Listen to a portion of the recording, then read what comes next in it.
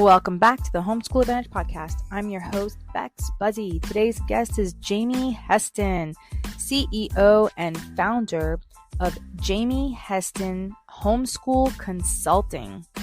Jamie has been encouraging new homeschoolers and helping them get started for over 13 years. Jamie homeschooled for over 15 years and is very active in the San Francisco Bay Area homeschool community as an activities organizer, volunteer, and conference speaker. She has successfully launched her kids into college where they are thriving. Jamie's specialty is uplifting parents and turning the fear of change and the unknown into relief and excitement about the possibilities and freedom that homeschooling brings. In this episode, we talk about how it will surprise you listeners to know that in many states, including California, homeschool educators do not need to be credentialed or submit curriculum lesson plans to any government entity and operate independently. Also, how introducing the benefits of individualized and child-focused home education and not recreating school at home.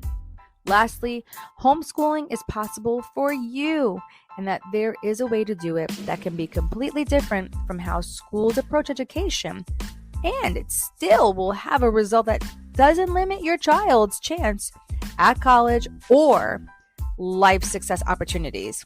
So go grab your coffee, go grab your tea and a pen and paper because you're not going to want to miss what Jamie has to say. Let's get into the podcast. Say hello to our guests and tell us, what is a fun fact about your industry that will really surprise our listeners? Hi, I'm Jamie Heston. I'm a homeschool consultant, and thank you for having me. Well, it would probably surprise viewers to know that a lot of states, including California, homeschool teachers do not need to be credentialed. Some of them don't need to submit any sort of curriculum or lesson plans to any government entity, and we operate fairly independently. There are other methods of homeschooling that are not as independent, but the way I always homeschooled was where the government is basically hands off when it comes to the education of my children, and I'm in charge of that. I love that because that's exactly how it should be. Even though I'm a government teacher, I am so against it. It's not even funny. Yeah. I'm actually in the middle of a slight conversation back and forth with my principal about the sex education curriculum that I'm not in agreement with. And I showed her a ton of proof at the illegal nature of it. And I'm trying to forewarn her. I'm like, it's actually quite illegal, the sex education, what you're teaching, what you want us to teach. It's like, I think you need to check it out. And I actually sent it to all the parents. I said it online. Oh my God. I sent everything to the parents. I was like, hey guys, and this is who you can talk to. I need your help. But anyways, yeah. So I'm so happy about that because, education, being in the public school for 22 years myself as a teacher and watching just how education is so stifled. And I don't know I don't know another word to call it. It's just very stifled. It's extremely cookie cutter. You're going to have the same child unless you have a rebellious child, but you're going to basically have the same mindset coming out of that. There is no individuality in there as much as, they're like, oh, individualized education plan. I'm like, this is not individualized education plan. Putting a kid and sitting them in a certain area in the room is not individualized. It's a seating chart.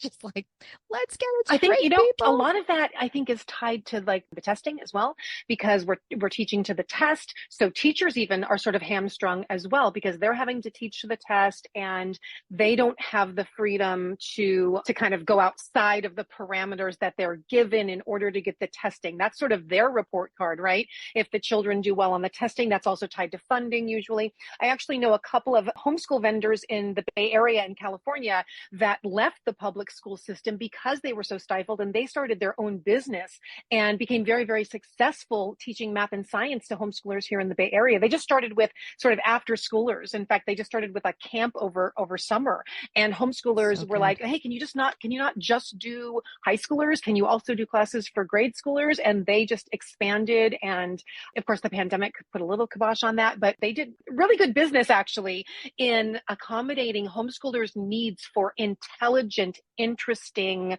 material. That's great. That was very academic in one way, right? Because it was actually very in depth and scientific and all of that, but it was just out of the box thinking, very hands-on, that kind of thing. They didn't have to think about some test that the child might take down the line in order to make sure you got certain things in, so. Yeah, you're absolutely much right. More flexibility. Yeah. And it is those testing that actually puts everything like in this box. And, as you were talking, I was actually sitting here thinking like, yeah, that's the when you teach outside the box, it's actually how life really is. Like we don't live really in this boxed world. So I'm so glad there are people like you and your friends who have these options. And that's what I love about homeschooling so much. And a lot of times I always feel like the word homeschool is just like, it's a misnomer. Like it absolutely is. Yeah, because you're barely at home. Like you're actually doing things, you're experiencing things, you're like, it's really hands on. I like calling it like experiential education, like really, like I said, hands on. It's just out of the box, which I don't even know what the box really is. Have you found this box? I don't even know where this box is anymore. I've heard it called custom schooling, and I love that term, custom schooling, because it's really tied to the child. So if you have a more introverted child that prefers, kind of quiet days at home, you can do that. If you have a more outgoing kid, or you're trying to get your kid to be more outgoing, you're out and about more. I'm pretty outgoing and really a lot of things. And yeah, can you tell? And I was, always doing, mom's nights out and field trips and park days and classes, either outside classes, or we brought a teacher into our home for maybe a science class once a week, and then signed up other kids in our neighborhood or our homeschool community to join us, that kind of thing. So we were doing things so often that there were a lot of days when my kids said, can we just not go anywhere tomorrow? Can we stay home? So you're right. Homeschooling is a misnomer because we were doing things and going places. And when I look back now, because, both my kids, oh, by the way, my younger child just got into UC Davis. So they are both at UC Davis now. I love that's very exciting. Yes, so they can go on to college, even though they homeschooled, right? But I look back sort of over which I've had occasion to do because they're sort of in their next phase of life now, looking back over this time and all the things we did, just water parks in the summer, even summer things, even not necessarily school related things, but things with other homeschoolers and fostering those relationships. And my kids are now at UC Davis with several other homeschooled students they were friends with. So those relationships have continued on and are very strong, so they have good friends, they have a good education. And, I've actually kind of said that if a credentialed teacher had stepped into my home mid high school years and looked at what we were doing, they may well have been horrified. They may well have gone, oh, you're not doing enough. Your kids are just going to be on welfare someday. I can imagine that would be what would be going through their heads based on what they saw us doing. Just not that it wasn't appropriate, that it wasn't enough, probably. Right. And so now, though, that we've come to the fruition of that education, I see that it was enough. And, we really concentrated on the three things, which I talk about all the time. I talk about executive functioning, which kind of just doesn't kick in until they're older. So you kind of have to be their frontal lobe for a while. The organizational skills, right? And knowing when things are due and things like that.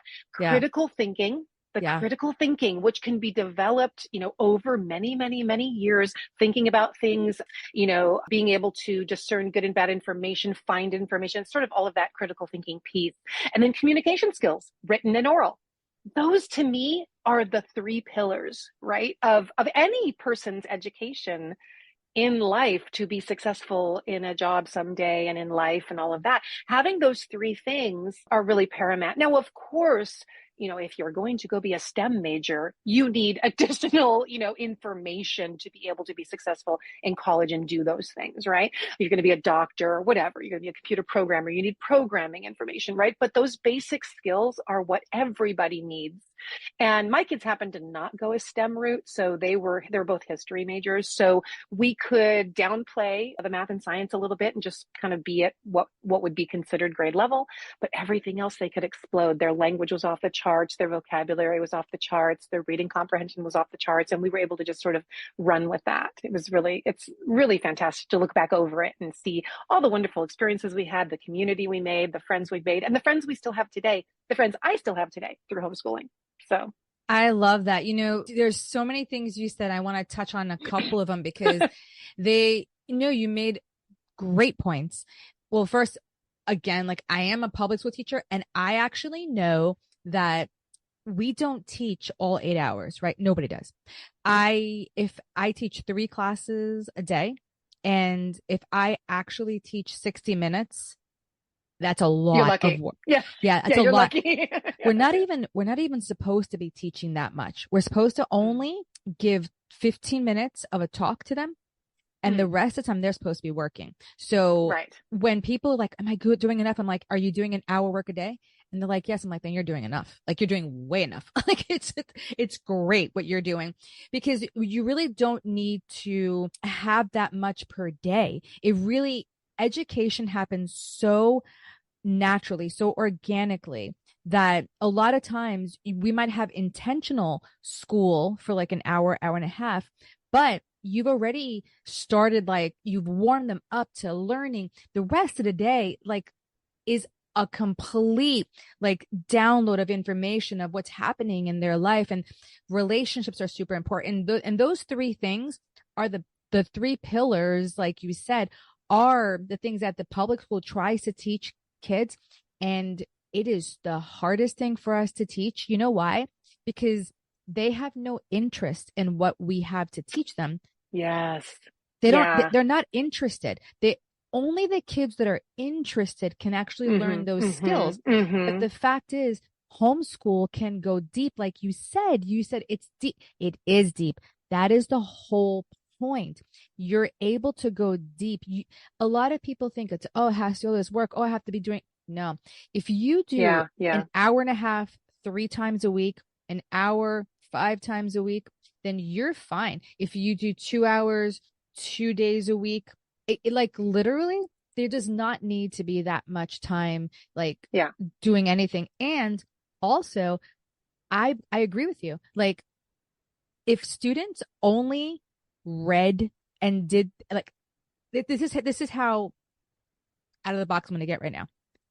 If you never taught any other subject and you just taught them how to read and gave them books upon books upon books, they would probably learn every single subject. They would probably learn every single thing, and just having conversations, they would learn that critical thinking, and you would not need to do that. There is just so much. I know public school is there because parents, well, first the government needed workers. So they needed to have a certain mindset, like they needed to, and a certain level of education to be able to train them to do factory type jobs. Absolutely. Yes. Yeah. Because you don't want them to be thinking too much, because then they might not do, what is needed to do. So if by the way, there's a great TED talk that's just like 8 minutes long by Sir Ken Robinson called Changing Education Paradigms that touches on that exactly. About why the education system, it's fantastic. It's why the education system was created basically. Yeah. Oh my gosh.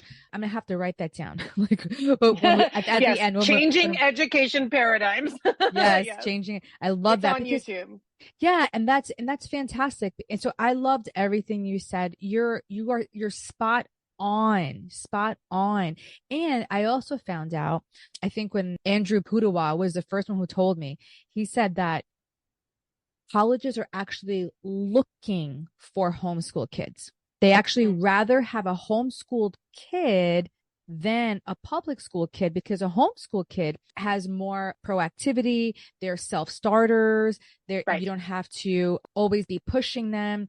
They will they're more curious. They'll ask questions. More self-directed. Yeah. Yes, exactly. Yes. So All the things, like everything you said, spot on, And spot new on. homeschoolers, will think like, oh, I need to do homeschooling from, let's say, 8 a.m. to 2 p.m. or 9 to 2 Oh or my something like gosh. that. And That's I was supposed to crazy. know, yeah, it's not a one-to-one correlation. When you're taking an hour math class at school, that translates to 15 minutes to maybe a half an hour tops at home, Correct. so it's not the same thing. So please don't think you 100. have to do all of that time, and you can be flexible. You can homeschool nights, weekends, that's why how working parents can still do this. You just flip the day so that the daytime when you're working, your kids play, and then the afternoon, evenings, and weekends might be, school. And school, again, doesn't even have to be, sit down at the kitchen table with a workbook. It can be lots of different things, game playing, gardening, hikes, projects, things like that. And you're right about the interest-based thing, because if I go to a public school and I'm in a classroom, somebody else has picked that curriculum. Somebody else has applied that curriculum to all 30 kids in the classroom, whether that's a good fit for them or not. And when you're homeschooling, you individualize for your family, for each individual kid. So maybe you have one kid who loves worksheets, so you do worksheets a lot. Maybe you have one kid who hates them, so you do more hands-on. And let's even say that you could go interest-based as well. Let's say your kid is super into baseball. Well, then go see a game, follow the statistics of a player, learn how the grass is grown and how stadiums are grown and the politics around putting stadiums in places and the Oh my taxes that go gosh. along with it. And, read about the greats and go watch, some baseball movies. And, you can do all of these things, which I sort of love it. incorporates history, writing, Yep. science, statistics Economics. and math, Yep. economics, government, engineering, all of these things. You did the whole entire thing. Exactly. Right. So now your kid is super into this because you're learning about something they're excited about, and you can really tailor it to them. So that's the individual nature of homeschooling that can't be beat. And, it doesn't always take, if you are the type of parent who just wants to be super involved like that, great, you can do that. And it will take some time to sort of put these things in place. And once you get a groove, you're good. But for some parents, especially parents who are not coming to homeschooling organically, like they've thought about it, they're kind of being thrust into it, or I have to because my kid is doing so poorly in school, or just hating school, or having a mental break and problems, that kind of thing. When they're sort of thrust into it and they're not prepared, or they're also working parents, you can outsource any or all of it. There are so many. I mean, this is like the best time to homeschool ever. Like every day forward from now is always going to be the best day to homeschool, because there are just more and more and more vendors and opportunities and communities and play groups and park days to go to communal kind of with the other homeschoolers out there. So, so many resources, lots of free resources. There are local museums that are catering to homeschoolers. As a volunteer for the Homeschool Association of California, I get emails all the time from various, museums saying, hey, how can we reach homeschoolers? We'd love to put on programs for homeschoolers. We know they're out there, because they also know that, like you said, the homeschoolers are the ones who are going to come and listen and be excited and that kind of thing. It's true. So so people are figuring out that we're here, and, instead of just offering after school programs, they can offer programs during the day and make money during the day as well. So it's good for them. It's good for homeschoolers. It's good for everybody. Right. That's fantastic. And I actually, I mean, you say, you're a public school teacher. I don't diss public school teachers. I think they have a really hard job in a confined sort of atmosphere, and it's not ideal. And so I love that there's a choice. So that's what I'm all about. It's just that there's a choice. I just love the fact that if public school is not working for you, you have this other way to go. That's if you're true. able to do it. And there's a certain amount of privilege that comes along with being able to do it, right? A lot of times there does need to be a parent at home, but it doesn't have to be costly. There's so much free stuff. If you can have internet, there's so much free stuff on the internet. There is. An iPad, a phone, a tablet versus a more expensive computer. There are ways to do it. Chrome even. There are ways to do it that are fairly inexpensive. 30 years ago, homeschoolers homeschooled with the park day. That was their community, like going to park day a couple times a week.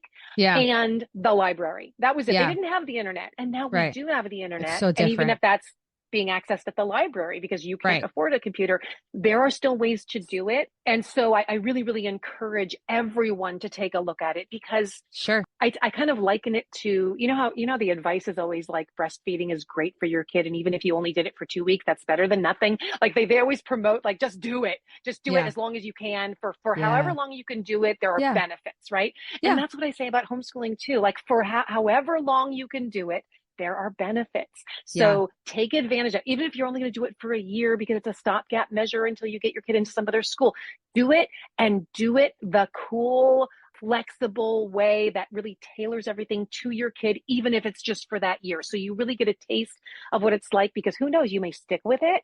And if not, your kid had this amazing year, rather than just recreating school at home because you're going to go back anyway and you don't want to throw your kid off. Throw your kid off. It'll be a Yeah. good thing to throw your kid off and have this really unique, amazing, hands-on, out and about, doing cool things, going to museums, going to field trips, kind of experience. Yeah. Yeah. I think a lot of parents just have this idea, like, I'm going to ruin my kid. You're not going to ruin your kid. It's not going to happen. In homeschooling, they probably will learn so much more and so much faster, and just being around their parents.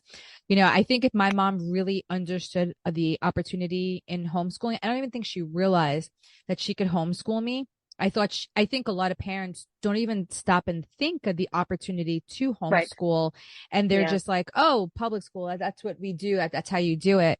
And I think if my mom was more educated in that area of homeschooling, I'm pretty sure I would have been homeschooled, because she was phenomenal. The first 5 years of my life, she homeschooled me. Like, she literally taught me to read by the time I was 2. I spoke 2 languages. She had me in dance, like ballet, tap. You know what I mean? She did all the things. That's exactly what homeschooling looks like, right? Exactly. You just continue doing it instead of sending your kid off to school. Exactly. So yeah, absolutely. And you know what's funny is I actually just did a blog post. I think the title is Homeschooling, I'm Screwing Them Up, right? And so I kind of address all of that, exactly all of that. No, you're not. You're giving this amazing opportunity, So yeah, it's really can be a wonderful thing. And there's a lot of support out there. I mean, that's exactly what I do. The consulting that I do is working with families, and most families I work with one time, because it's just to kind of get their foot in the door, understand what's out there. How do you find community, connecting with others, and here are some potential resources you can use based on what you told me about your kid, just to get started. And you're going to change this over and over again as time goes on, but what you use and the resources you use, but at least it gets them a foot in the door and gives them the confidence that they can do it. They hear my story, they hear about how my kids have gone off to college and how it's been successful, even though we kind of did a relaxed version of homeschooling or a relaxed version of education in general. And so just having that confidence and feeling better, like they sort of end the call kind of jazzed and excited about it, where they were, apprehensive and nervous and worried at the beginning of it. And so there's support, for homeschoolers like me and other people who do consulting. There are lots of support groups on Facebook and Google and meetups. There are park days, there are gatherings, field trips, things like that. There's so much out there. So you just have to get connected. And I do tell people, like, give yourself 6 months to a year to really find your groove and find your people. Like, give yourself that time. And also, you don't have to have everything set on day one, too. That's another, like, sort of very schooly mindset. I need something for math and for history and for science and for language arts and for reading. And I need to know exactly what we're doing for all of these subjects that I must do. And it's kind of like, you know what? At least in California, if you're homeschooling independently, you can just have a couple of those things in place when you officially start, and add other things as you go and you find them and talk to other people and make sure it's a good fit, right? Also, don't be afraid to, like, let go of something if it's not working, because you don't have to. You don't That's have awesome. to do it. Exactly. When something isn't working, find a different thing. Don't try to change your kid or make your kid do it if they're crying and sitting at the kitchen table, sobbing over math. Figure out a different way, a different parent working with them, a class, a recording if they need to rewatch it. If recording is boring and they wander off, in a live class. Find a way to make it work. So it's that process that can take a little while sometimes. So that's awesome. Yeah. So where can families and parents, guardians, homeschool teachers connect with you? So my website is jamieheston.com. So it's Jamieheston.com. And my blog is there, and how to connect with me is there. And I do offer a free Homeschool 101 session every so often. The next one is coming up in June. And so, they're ongoing and they're always on the homepage, and anybody can sign up. The first half hour is pretty California centric in regard to the legalities and how to homeschool in California. But everything after that, the next hour and a half, it's a 2-hour session. The next hour and a half is really for anybody because it's all about the pros and cons of homeschooling, the challenges, what about high school, what about college, and a bunch of resources. And I give people the PDF afterwards. So they get the PDF with all of the links, and that's free to anyone who wants it. And then if you need more hand holding, that's when you come to me and book a session. So you're having it in June. They probably won't hear this episode until maybe June or the end or the beginning of July. When will be your next one after that? I believe I'm scheduling one for August. So it's going to be Perfect. August. I want to say it's actually even August 11th. No, it's actually August 16th. August 16th at 7 p.m. California time. And so that will also be, once the June one passes, the August one will be on the calendar. And on the website. So great talking to you, Jamie. As we're wrapping up, what's one takeaway you want our listeners to get from our conversation? Homeschooling is possible, right? Everybody can do it if they really want to, even if you're thinking that I have no patience or I'm not a teacher. These are all things I actually address in my Homeschool 101. So please come if this is how you're thinking, like I can't do it or I'm not cut out for this, right?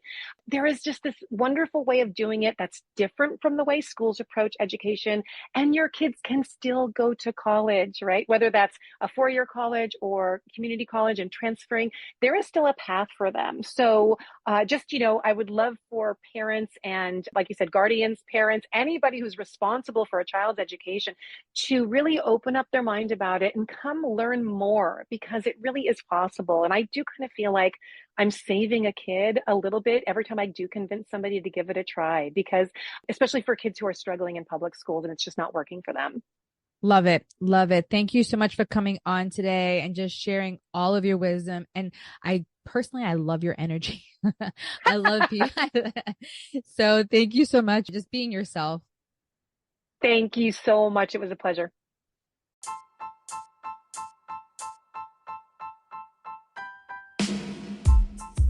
If you love the conversations we're having here on the Homeschool Advantage podcast, follow or subscribe our podcast to stay in the loop and never miss this amazing content.